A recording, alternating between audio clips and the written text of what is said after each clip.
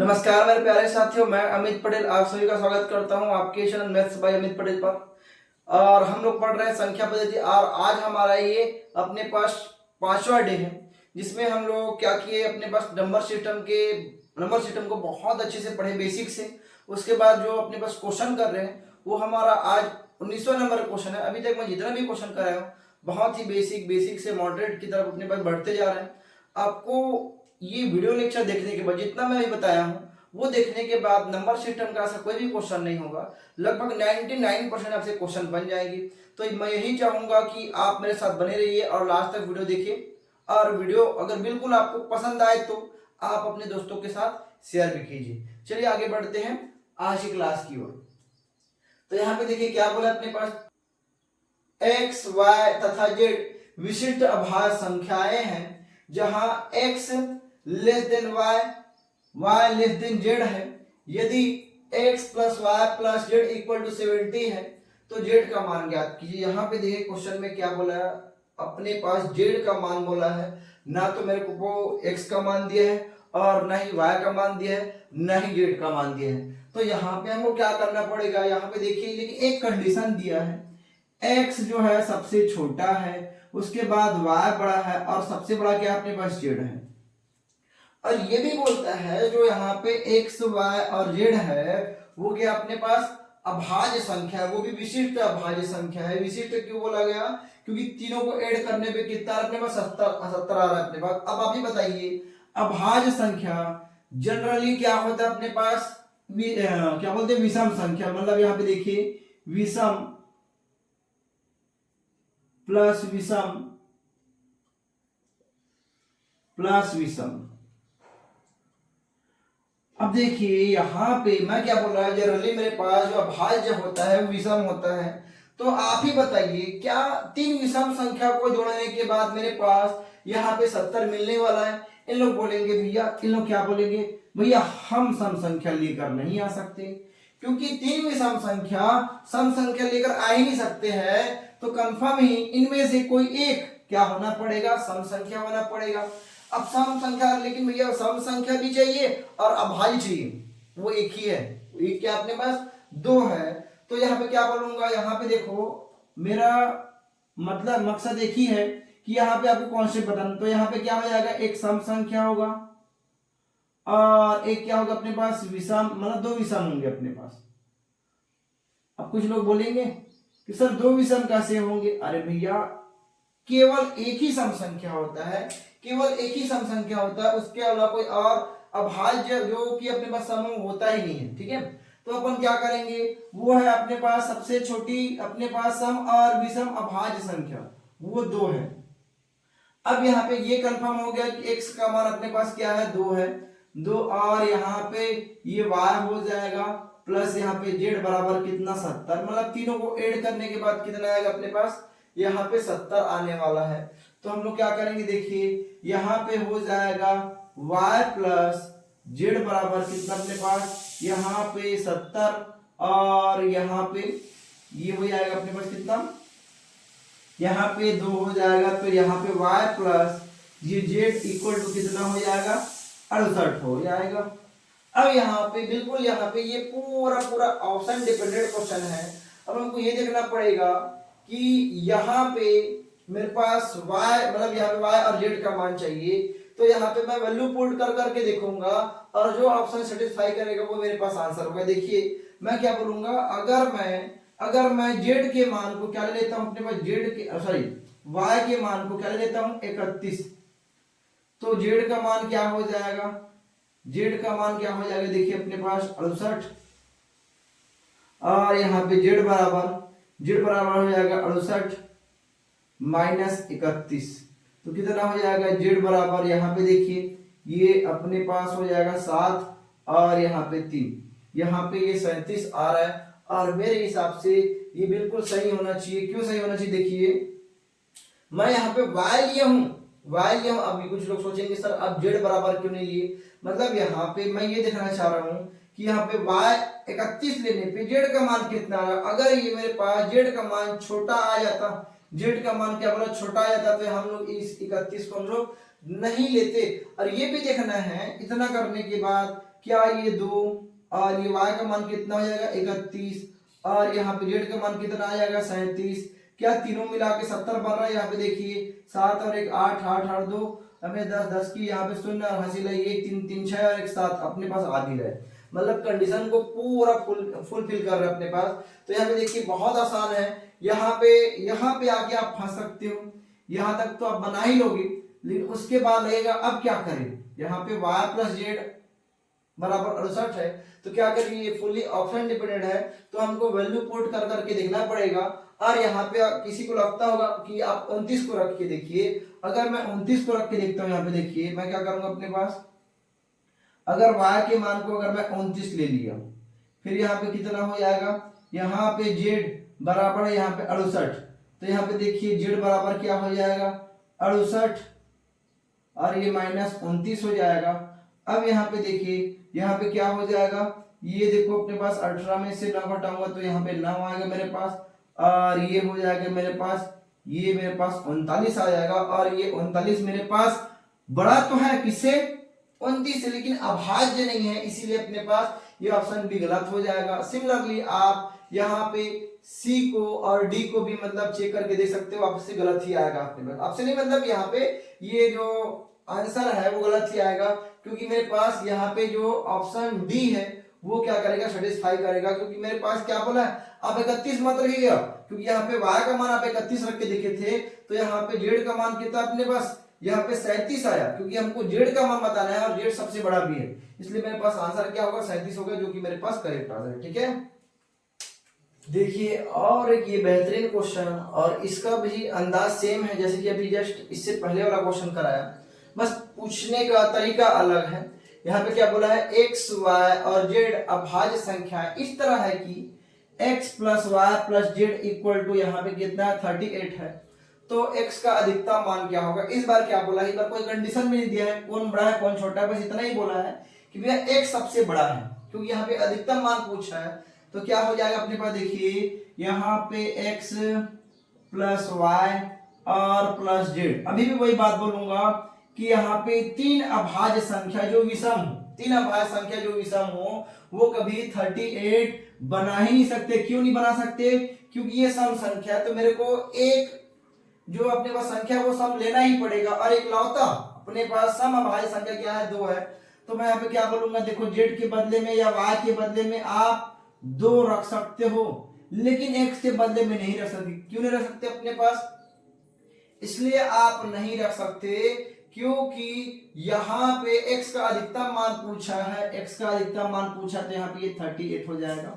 यहाँ पे देखिएगा, फिर यहाँ पे मैं क्या बोलूंगा, यहाँ पे देखिए x एक बार लिख लीजिए, x एक बार लिख लीजिए, तो यहाँ पे क्या हो जाएगा, यहाँ पे देखिए x प्लस वाई और इक्वल टू कितना हो जाएगा, यहाँ पे 36 हो जाएगा, 36 हो जाएगा। अब मैं क्या बोलूंगा, यहाँ पे देखिए मेरे पास यहाँ पे ऑप्शन है, यहाँ पे ऑप्शन है। अब मैं अधिकतम मान लेना चाह रहा हूँ, तो सबसे पहले तो भैया इन ऑप्शन में से ये भी ऑप्शन डिपेंडेंट क्वेश्चन है, इसलिए मैं ऑप्शन की तरफ जा रहा हूँ। मैं यहाँ पे देखिए x का मान को सबसे पहले मैं 31 रख के देखूंगा, तो यहाँ पे देखिए अगर x का मान 31, तो यहाँ पे y का मान कितना हो जाएगा 5 हो जाएगा, दोनों 36 है, मतलब ये बिल्कुल हो सकता है। यहाँ पे देखिए हो सकता है, क्या होगा ये अपने पास। अब बाकी भी देख लीजिए, अगर ये 19 है, अगर ये 19 है तो इसको कितना होना पड़ेगा, ये 17 होना पड़ेगा, ये 17 होना पड़ेगा, तो भी अपने पास 36 आएगा। अब ये भी सही है, लेकिन क्या बोला है, x का मान अधिकतम बोला है, तो भैया जब मेरे पास अधिक 31 है तो मैं 19 को क्यों लूंगा, इसीलिए ये गलत हो जाएगा। मतलब ये वाला ऑप्शन मेरे पास यहाँ पे 19 वाला गलत हो जाएगा। अब 23 देखिए, अगर ये 23 है, अगर यहाँ पे x का मान 23 है, तो यहाँ पे y का मान कितना हो जाएगा, यहाँ पे हो जाएगा 7 और 6 यहाँ पे 13। तो ये दोनों में देखो, ये भी एक अभाज्य है, ये भी एक अभाज्य है, ये भी सही होना चाहिए, लेकिन मैं क्या बोला फिर से कि यहाँ पे x का मान अधिकतम बोला है, या मतलब मिनिमम या बीच वाला नहीं बोला है, इसलिए ये भी गलत होगा। और यहाँ पे ऑप्शन यहाँ पे बी भी गलत हो जाएगा। और यहाँ पे 29 देखिए, अगर यहाँ पे 29 प्लस कितना करूंगा, यहाँ पे 7 करूंगा, तो मेरे पास कितना आएगा 36 आएगा। और ये भी गलत इसलिए हो जाएगा क्योंकि यहाँ पे मैक्सिमम अभी भी 31 है, इसलिए गलत हो जाएगा ये भी। और ये भी मेरे पास ऑप्शन सी के अपने पास करेक्ट आंसर है। और ऐसे क्वेश्चन एग्जाम में आने पे हर कोई नहीं बना पाते हैं। क्यों?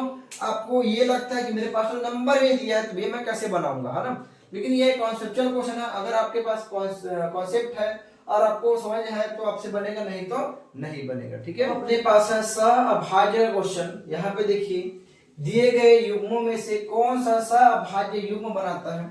आपको याद होगा कि मैं सअभाज्य बताया था। क्या बताया था? ऐसी दो संख्या है जिसका एचसीएफ क्या हो, 1 हो, या अदर वर्ड में क्या हो सकता हूं, उन दोनों के बीच कोई कॉमन न रहे एक के अलावा। कहने का मतलब यहाँ पे देखिए, मैं अगर देखो अब यहाँ पे ऑप्शन ले लेकर ही बनेगा। ऑप्शन ए को लेते हैं, यहाँ पे 21 और 42 को देखता हूं, तो यहाँ पे देखो ये सअभाज्य नहीं है। क्यों नहीं है?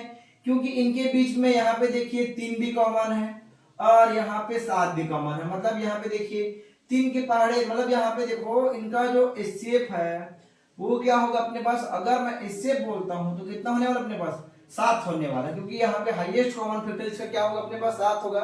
जबकि हमारे पास क्या होना चाहिए, देखो यहाँ पे लिख देता हूं मैं, हाईएस्ट कॉमन फैक्टर एचसीएफ जो है वो 7 होने वाला, जबकि होना कितना चाहिए? 1 होना चाहिए। इसीलिए गलत हो जाएगा, इसलिए गलत हो जाएगा। या मैं अभी बोला ना, ये दूसरे वर्डों में क्या है, इन दोनों के बीच जो कॉमन कितना होना चाहिए अपने पास? 1 होना चाहिए। मतलब इन दोनों के बीच 36 का आंकड़ा, मतलब दोनों में लड़ाई होना चाहिए, कोई भी अपने पास कॉमन नहीं होना चाहिए। यहाँ पे देखिए, अगर मैं यहाँ पे देखूंगा तो 3 भी कॉमन है और 7 भी कॉमन है, लेकिन हाईएस्ट कॉमन फैक्टर क्या अपने पास? 7 है। अब यहाँ पे देखिए, अगर 9 अगर 63 की बात करता हूं, तो फिर से अगर मैं कॉमन की बात करूंगा तो 3 भी कॉमन है और 9 भी कॉमन है। तो यहाँ पे क्या होगा? एचसीएफ क्या आएगा? यहाँ पे जो एचसीएफ आने वाला है वो 9 आने वाला है, तो ये भी गलत हो जाएगा, ये भी गलत हो जाएगा। ठीक है, अब आगे देखिए, मेरे पास ये 36 है, 36 है और 36 और 15 है, तो क्या हो जाएगा? इनका जो एचसीएफ होगा, अब यहाँ पे देखिए वो क्या होगा अपने पास? 3 है, क्योंकि यहाँ पे 3 के पहाड़े में 36 भी आता है। यहाँ पे 3 12 36 और यहाँ पे 3 5 15, तो मेरे पास एचसीएफ क्या होगा? 3 होगा, ये भी गलत हो जाएगा। और मेरे पास लास्ट जो ऑप्शन बच गया है ये तो डेफिनेटली होना चाहिए अपने पास। अब यहाँ पे देखो, ये 11 और 21 है, और यहाँ पे देखो ना तो 21 के पहाड़े में 11 आता है, ना 11 के पहाड़े में 21 आता है, ना ही कोई ऐसी संख्या है जो इन दोनों को एक साथ डिवाइड करता है। मतलब यहाँ पे इसका जो एचसीएफ क्या होगा? एचसीएफ यहाँ पे 1 होने वाला है, और ये मेरे पास करेक्ट आंसर होगा। मतलब ऑप्शन डी मेरे पास क्या है? Correct answer. ठीक है, सअभाज्य क्वेश्चन बहुत ज्यादा आसान होता है। अगर एग्जाम में ऐसा क्वेश्चन आया, मतलब कहीं ना कहीं आपके लिए ये बोनस पॉइंट है। ठीक है, देखिए सअभाज्य का एक और क्वेश्चन देखिए, दिए गए युग्मों में से कौन सा सअभाज्य युग्म बनाता है। तो यहाँ पे मेरे पास 4 ऑप्शन है, इन चारों में से कोई एक क्या होगा? सअभाज्य है। तो हम लोग बारी बारी से चेक करते हैं। यहाँ पे देखिए, मैं आपको बारी बारी से चेक इसलिए करके दिखाता हूँ ताकि आप बेहतर समझ पाए, नहीं तो मैं एक बार में क्या करूंगा, देखो ये ऑप्शन है बोल के करेक्ट करा सकता हूँ, इसमें मेरे को कोई दिक्कत नहीं। लेकिन मैं चाहता हूं कि आप एक एक ऑप्शन बहुत अच्छे समझे कि उसका प्रोसेस क्या है बोल। ठीक है, यहाँ पे देखिए 7 और 35 से बोलूंगा तो यहाँ पे इसका एचसीएफ कितना आएगा? एचसीएफ आने वाला है यहाँ पे 7 आएगा, क्योंकि यहाँ पे देखो 7 एकम 7, 7 5 35, मतलब यहाँ पे क्या है? इन दोनों में कॉमन है। यहाँ पे देखिए, यहाँ पे 32 है और मेरे पास 62 है। यहाँ पे भी देखो, क्योंकि यहाँ पे 32 के पहाड़े में 62 नहीं आता और 62 के पहाड़े में 32 नहीं आता, लेकिन 2 एक ऐसी संख्या है 2 के पहाड़े में 32 भी आता है, 2 के पहाड़े में 62 भी आता है, इसलिए ये भी गलत हो जाएगा, ये भी मेरे पास गलत हो जाएगा। फिर यहाँ पे देखिए, मेरे पास क्या है? 217 है और कितना अपने पास? यहाँ पे 651 है। तो यहाँ पे देखिए, अगर यहाँ पे मैं देखूं क्या 217 के पहाड़े में 651 आता है? बिल्कुल आता है। यहाँ पे देखिए 217 एकम 217 तिया हो जाएगा अपने पास, या फिर ऐसे। ठीक है, इतनी बड़ी संख्या आप नहीं सोच पाएंगे तो यहाँ पे 7 से भी कटाइए। यहाँ पे देखिए 7 तिया 21 हो जाएगा, 7 एकम 7 हो जाएगा, फिर यहाँ पे 7 निया 63 हो जाएगा, 2 बचेगा, 7 तिया 21, 7 तिया 21 हो जाएगा, 7 तिया 21। तो यहाँ पे देखिए मेरे पास यहाँ पे भी कॉमन है, इसलिए ये भी गलत हो जाएगा। और जब यहाँ पे मेरे पास 3 ऑप्शन गलत हो गया, डेफिनेटली अपने पास ऑप्शन डी करेक्ट होना चाहिए। और यहाँ पे मैं अपने पास जानबूझ के लास्ट में रखा हूं इस ऑप्शन को सही वाला। क्यों? क्योंकि आपको मेरे को बताना था कि भाई देखो ऑप्शन ए नहीं है, ऑप्शन बी नहीं है, ऑप्शन सी नहीं है, ऑप्शन डी होने वाला है। कंफर्म चेक कर लीजिएगा, ये इनके बीच में कुछ भी कॉमन नहीं है, मतलब इन दोनों का सिर्फ क्या आएगा, 1 आएगा। ठीक है। और आपको ये भी बताया था कहाँ पे अपने पास जब सहअभाज्य पढ़ा रहा था कि भैया सहअभाज्य बोलने से ऐसा लगता है कि इसके अंदर वाला जो नंबर है वो क्या होना चाहिए, अभाज्य होना चाहिए, जबकि ऐसा बिल्कुल भी नहीं है। यहाँ पे देखो दोनों की दोनों संख्या अभाज्य नहीं है, फिर भी ये दोनों संख्या आपस में सहअभाज्य है। समझ में आया क्या? आगे बढ़ते हैं नेक्स्ट क्वेश्चन की तरफ। देखिए यहाँ पे अपने पास है एक और बेहतरीन क्वेश्चन, किस प्रकार की संख्याएं सहअभाज्य नहीं है। और यकीन मानिए इसको मैं थ्योरी क्लास में बताया था, जिसको थ्योरी नहीं मालूम है ये क्वेश्चन बना ही नहीं सकते हो। ठीक है। अब यहाँ पे देखिए, यहाँ पे क्या बोलता है, दो अभाज्य संख्याएं क्या सहअभाज्य होती है? बिल्कुल होती है। यहाँ पे क्या पूछा है, जो सहअभाज्य नहीं है, मतलब यहाँ पे ये सोचिए कि यहाँ पे जो 3 कंडीशन है वो सहअभाज्य है, एक कंडीशन ऐसा है जो कि अपने पास सहअभाज्य नहीं। तो यहाँ पे देखिए कोई दो अभाज्य संख्या, मतलब यहाँ पे अगर मैं 3 और 7 करता हूं तो ये तो भैया मेरे पास सहअभाज्य होती है, सहअभाज्य होती है, लेकिन यहाँ पे नहीं पूछा है इसलिए मैं इसको गलत कर दूंगा, क्योंकि हमको नहीं पूछा जबकि ये सहअभाज्य है। इसका एग्जांपल है ये इसका एग्जांपल है। फिर अगर मैं इसका एग्जांपल दूं, क्या एग्जांपल दूं, यहाँ पे देखो कोई भी दो लगातार विषम संख्या है, अगर मैं यहाँ पे लीजिए अपने पास, मैं यहाँ पे 11 या 13 करता हूं तो भी ये सहअभाज्य है। अगर मैं यहाँ पे 21 और 23 करता हूं तो भी ये मेरे पास सहअभाज्य है। और अगर मैं यहाँ पे 51 और यहाँ पे 53 करता हूं तो भी ये मेरे पास सहअभाज्य है। मतलब ये भी अपने पास क्या है, सहअभाज्य नहीं पूछे इसलिए गलत हो जाएगा ये।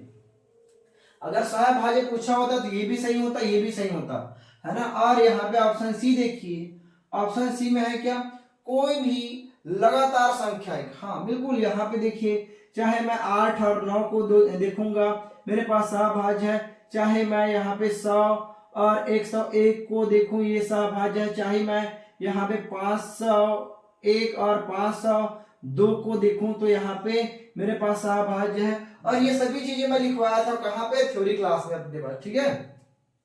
अब यहाँ पे लास्ट वाला देखिए, कोई भी दो लगातार सम संख्याएं, अगर मैं 2 और 4 करता हूं तो क्या मेरे पास ये सहअभाज्य है? ये नहीं है, ये नहीं है, इसलिए क्या होगा, ये सही हो। क्यों?